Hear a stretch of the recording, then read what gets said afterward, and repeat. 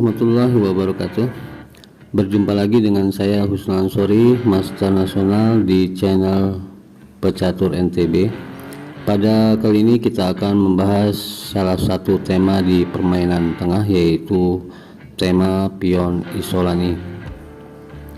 Pada kali ini kita akan melihat bagaimana Karpov sebagai putih dalam menghadapi pion isolani hitam di peta sentrum.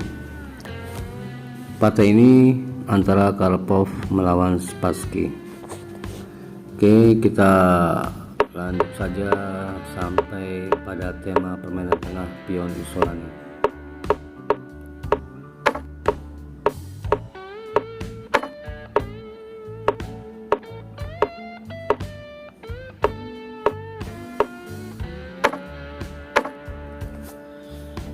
Di sini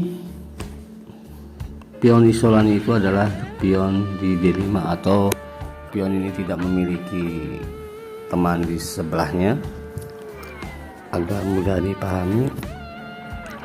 Jadi bagaimana cara kita memanfaatkan kelemahan pion isolani hitam di D5 ini?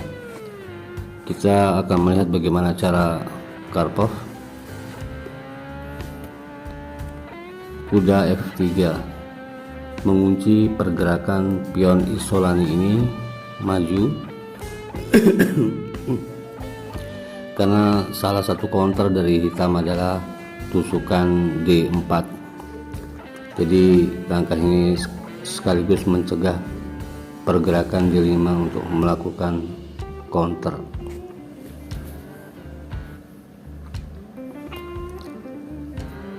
Di sini putih membuat penyederhanaan karena semakin banyak perwira yang tertukar di atas papan, maka itu bisa memperlemah keberadaan pion isolani.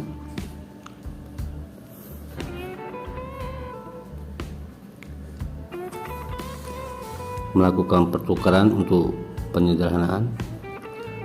Jika memukul dengan pion, maka akan kalah kualitas dari pihak hitam. Oke, memukul pakai benteng,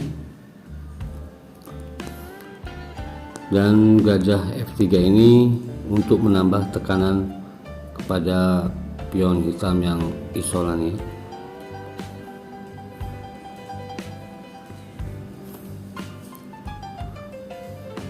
Mencegah counter dari pion isolani hitam yang sewaktu-waktu bisa melakukan tusukan D4.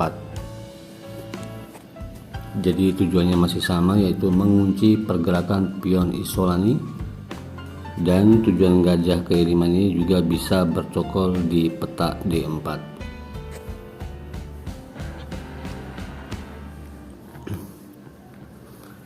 Selain dalam memanfaatkan kelemahan pion isolani hitam, putih juga harus waspada dengan ancaman-ancaman hitam.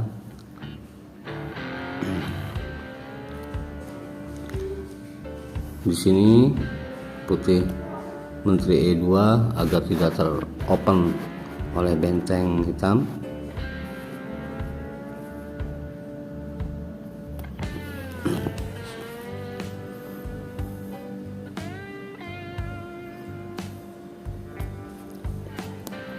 Hitam berusaha mempertahankan pion isolani D5 yang ditekan oleh putih, tetapi putih menambah tekanan terhadap pion isolani dengan langkah gajah D3 untuk menambah kekuatan di baris D dalam menekan pion isolani hitam di D5. Begitu juga hitam mempertahankan pion isolani, putih terus menambah tekanan melalui jalur D, terus menambah kekuatan untuk menekan pion isolani hitam. Lagi-lagi untuk menambah kekuatan di baris D dengan memanuver menteri di D1 untuk menambah tekanan terhadap pion isolan hitam di D5. Ya, kita lihat di sini sudah melakukan kekuatan penuh untuk menyerang pion isolan hitam di baris D. Seluruh perwira major putih sudah menekan pion isolani hitam, juga dibantu oleh gajahnya, dan juga sekaligus mencegah counter dari hitam untuk melakukan tusukan D4. Sekarang putih sudah tidak bisa lagi untuk menambah tekanan pada pion isolani. Jadi hitam sudah melakukan pertahanan maksimal, putih juga sudah melakukan serangan maksimal, sehingga tidak bisa putih untuk mengambil pion isol ini. Jadi putih memiliki ide baru dalam memenangkan pion isolan ini, yaitu rencana putih adalah untuk melakukan tusukan E4, sehingga tekanan tusukan pion E4 ini untuk menambah tekanan terhadap pion isolani yang mungkin bisa kita pukul pion isolani tersebut sehingga kita bisa menang pion. Tapi jika kita melakukan tusukan E4 sekarang, maka hitam bisa menjawab dengan D kali E4, sehingga putih tidak memiliki keuntungan untuk melakukan tusukan E4 sekarang.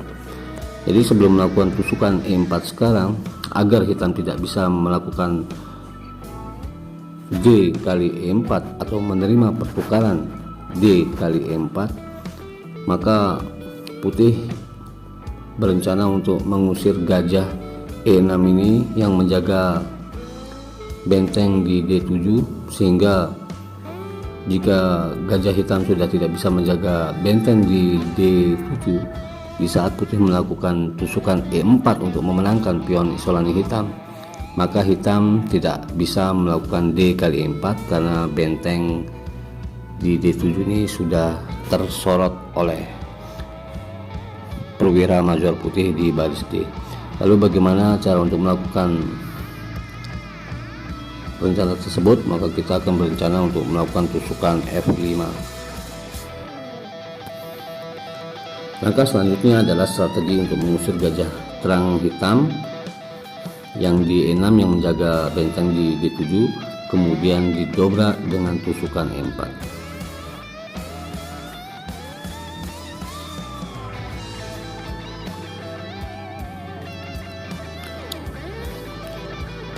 Putih memiliki satu langkah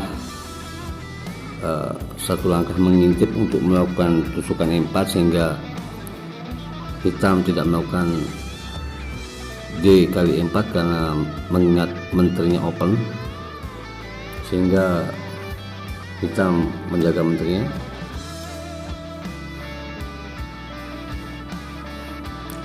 Putih melakukan langkah-langkah posisional untuk mengamankan raja sebelum melakukan tusukan inti dari kemenangan dari putih. Yuk, kali ini putih sudah siap untuk melakukan terobosan F5.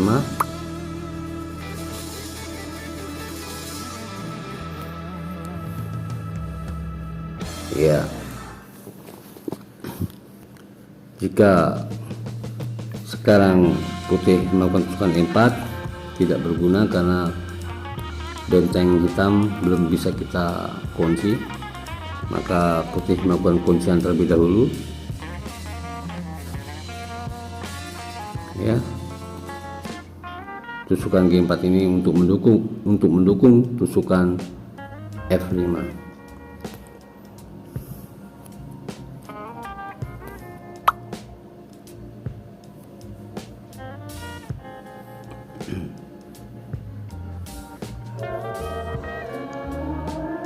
Jika sekarang putih melakukan tusukan F5, maka hitam gajah F7.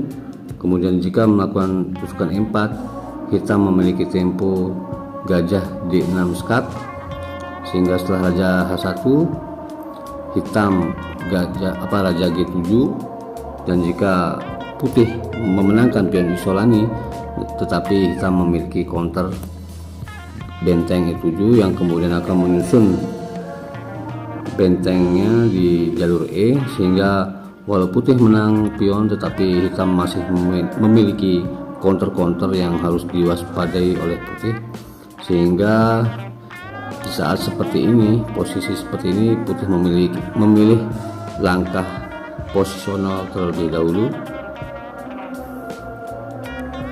Nah, barulah sekarang putih melakukan tusukan F5 mengusir gajah E6 yang menjaga benteng G7 yang nantinya jadi sasaran putih untuk membuka jalur D.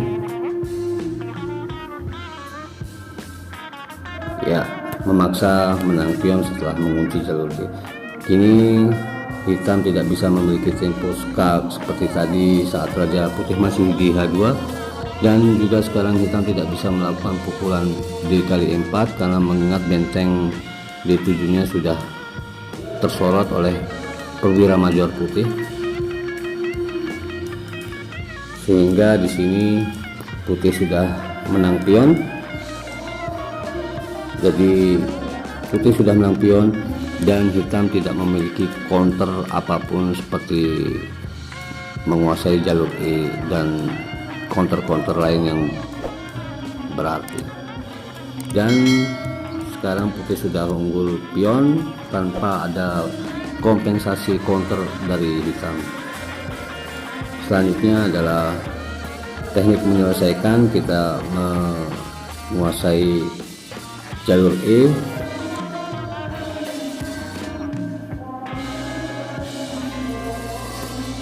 ya seperti itulah kira-kira bagaimana cara kita menggunakan dari pihak menggunakan inisiatif perwira-perwira putih dalam menghadapi pion Isolani hitam. Oke, semoga bermanfaat dan jangan lupa tekan loncengnya untuk notifikasi tips-tips berikutnya. Terima kasih. Assalamualaikum warahmatullahi wabarakatuh.